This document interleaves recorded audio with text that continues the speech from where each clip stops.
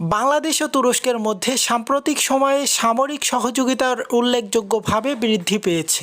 বিশেষ করে বাংলাদেশ তুরস্ক থেকে বিভিন্ন সমরাস্ত্র ক্রয় করেছে, যার মধ্যে উল্লেখযোগ্য হলো বাইরাকার TB2 ড্রোন। গত ৫ বছরে বাংলাদেশ অন্তত ১৫ ধরনের আধুনিক সমরাস্ত্র তুরস্ক থেকে আমদানি করেছে। এছাড়া তুরস্কের প্রশিক্ষণ সুবিধার মাধ্যমে বাংলাদেশের সেনা, নৌ ও বিমান বাহিনীর সদস্যরা উপকৃত হচ্ছেন। প্রতিরক্ষা, নির্মাণ, পর্যটন ও শিক্ষা খাতে সহযোগিতার প্রতি জোর দিয়ে বাংলাদেশের রাষ্ট্রদূত উল্লেখ করেছেন যে দুই দেশের মধ্যে প্রতিরক্ষা সহযোগিতা বাড়ছে। সাম্প্রতিক সময়ে আঙ্কারায় বাংলাদেশ সশস্ত্র বাহিনী দিবস উদযাপন করা হয়েছে, যেখানে তুরস্কের বিমান বাহিনীর চিফ অফ স্টাফ লে জেনারেল রাফাল কিরান উপস্থিত ছিলেন। তিনি বাংলাদেশের সঙ্গে তুরস্কের সামরিক সম্পর্কের বিষয়ে আলোচনা করেন এবং বাংলাদেশ সশস্ত্র বাহিনীর অগ্রযাত্রায় তুরস্কের সামরিক সহযোগিতা অব্যাহত থাকার বিষয়টি ব্যক্ত করেন। এভাবে দুই দেশের মধ্যে সামরিক সম্পর্ক ক্রমশই সুদৃঢ় হচ্ছে, যা ভবিষ্যতে আরও সম্প্রসারিত হবে বলে আশা করা যায়। আপনারা দেখছেন এইসে গ্লোবাল নিউজ, সাথে আছে আমি হুসাইন আহমেদ। সকল আপডেট সবার আগে পেতে আমাদের চ্যানেলটি সাবস্ক্রাইব করে একটা লাইক করে